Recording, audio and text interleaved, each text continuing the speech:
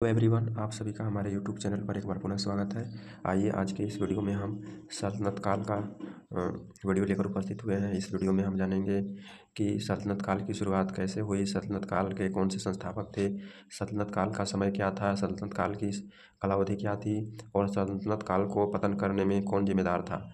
तो हम शुरू करते हैं इस महत्वपूर्ण टॉपिक को।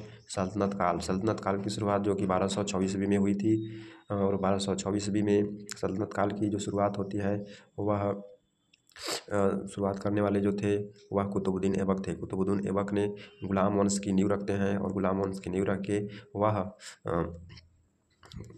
दिल्ली सल्तनत की राजगद्दी पर आसीन होते हैं। कुतुबुद्दीन ऐबक जो कि मोहम्मद गौरी के गुलाम थे, कुतुबुद्दीन ऐबक जो थे वह मोहम्मद गौरी के गुलाम थे और यह एक तुर्क शासक था।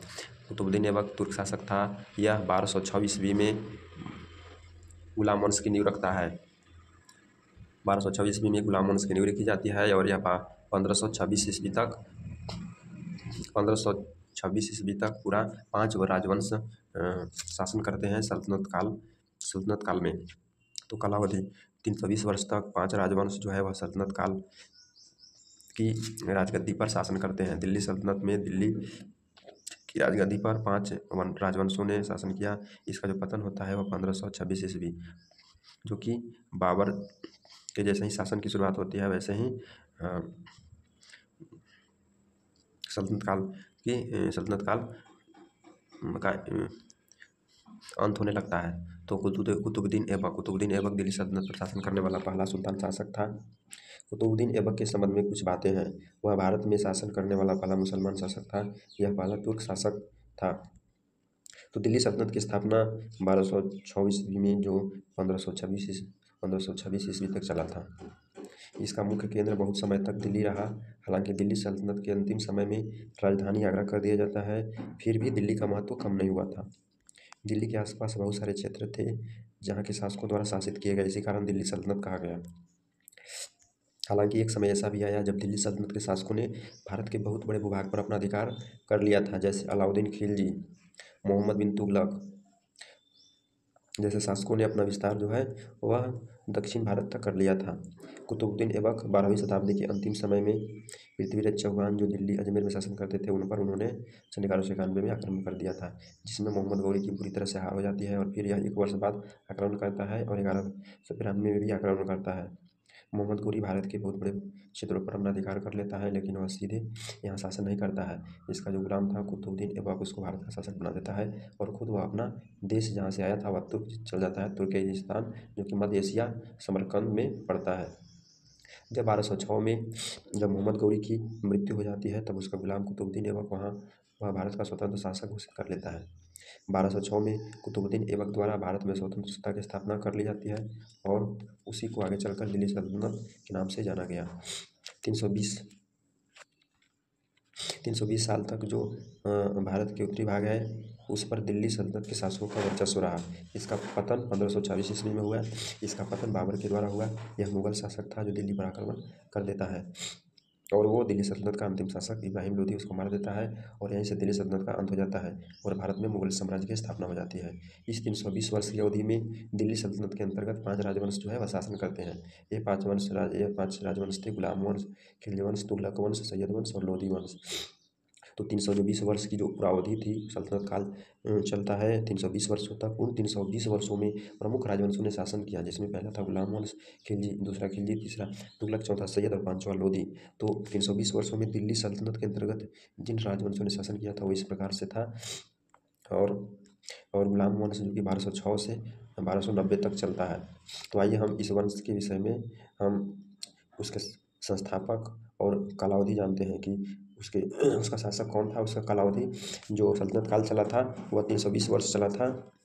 तो 320 वर्ष के समय में उसका कालावधि क्या थी और उसके शासक कौन थे। तो गुलाम वंश का जो शासक थे वह कुतुबुद्दीन ऐबक थे। कुतुबुद्दीन ऐबक ने गुलाम वंश की नींव 1224 ईस्वी में रखी थी और जो कि 1290 ईस्वी तक चला था। दूसरा था खिलजी वंश, जो कि खिलजी वंश की स्थापना 1290 ईस्वी में हुई थी और इसकी जो स्थापना किया था वह जलालुद्दीन खिलजी ने किया था। खिलजी वंश की स्थापना जलालुद्दीन खिलजी ने 1290 ईस्वी में की थी, जो यह 1320 ईस्वी तक चला था। इसके बाद आता है तुगलक वंश। तुगलक वंश जो जैसे ही खिलजी वंश का पतन होता है वैसे ही तुगलक वंश का शुरुआत होता है 1320 ईस्वी में, जो कि 1414 ईस्वी तक चला था। इसके संस्थापक गियासुद्दीन तुगलक थे। इसके बाद सैयद वंश की स्थापना 1414 ईस्वी में शुरू हुई थी और सैयद वंश के संस्थापक तख्त खिजर खां थे। इसके बाद लोधी वंश जो कि 1491 ईस्वी में लोधी वंश की स्थापना बहलोल लोधी द्वारा की जाती है।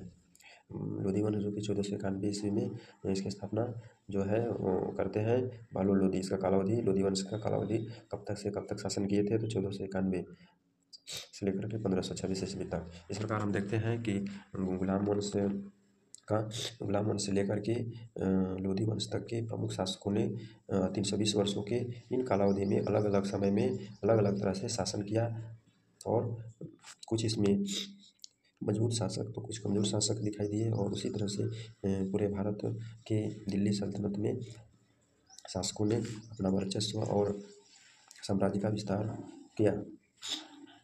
दिल्ली सल्तनत के अंतर्गत स्थापित होने वाला जो पहला राजवंश था वह गुलाम वंश था। इसको गुलाम वंश इसलिए बोला जाता है क्योंकि इस वंश से संबंधित अधिकतर प्रमुख शासक पहले गुलाम थे। कुतुबुद्दीन ऐबक खुद मोहम्मद गौरी का गुलाम था। इस वंश को गुलाम वंश के नाम से जाना जाता है। इसका शासनकाल 1206 से 1290 ईस्वी तक 84 ईयर तक शासन किया था। दूसरा वंश खिलजी वंश की स्थापना 1290 में गुलाम वंश के पतन के बाद हुई थी। खिलजी वंश का संस्थापक जलालुद्दीन खिलजी, इसने 1290 में खिलजी वंश की स्थापना की थी। खिलजी वंश ये मात्र 30 वर्ष तक चला था। 320 में इसका अंत हो जाता है। सबसे कम समय तक शासन करने वाला राजवंश खिलजी वंश है। अलाउद्दीन खिलजी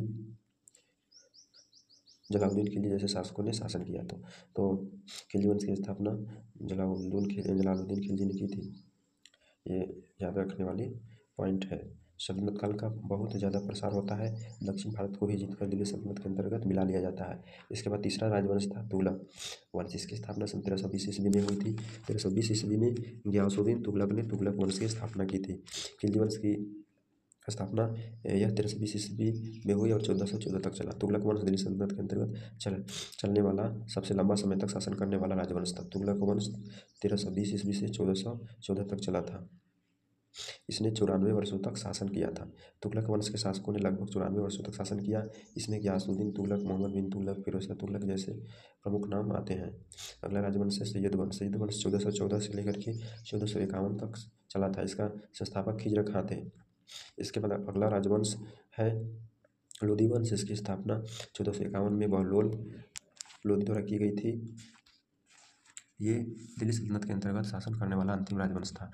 इसके बाद हम देखते हैं कि 1526 ईस्वी में मुगल बाबर आता है और वो लोधी वंश के अंतिम शासक इब्राहिम लोधी उसको युद्ध में परास्त कर देता है और पानीपत की लड़ाई होती है बाबर और इब्राहिम लोधी के बीच, जिसमें इब्राहिम लोधी मारा जाता है। युद्ध क्षेत्र में ही वह मार दिया जाता है और दिल्ली सल्तनत का अंत हो जाता है और भारत में मुगल साम्राज्य की स्थापना हो जाती है। इस प्रकार से हम देखते हैं कि दिल्ली सल्तनत के शासनकाल में बहुत से प्रमुख 5 राजवंशों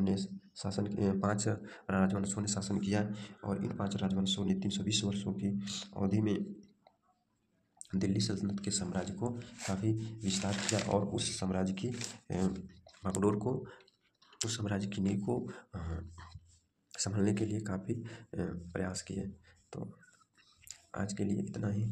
जय हिंद, जय भारत। मिलते हैं अगले वीडियो में। हम मुगल काल के वीडियो लेकर के आएंगे जो कि बेसिक वीडियो होगा। तो आज के लिए इतना ही। जय हिंद, जय भारत।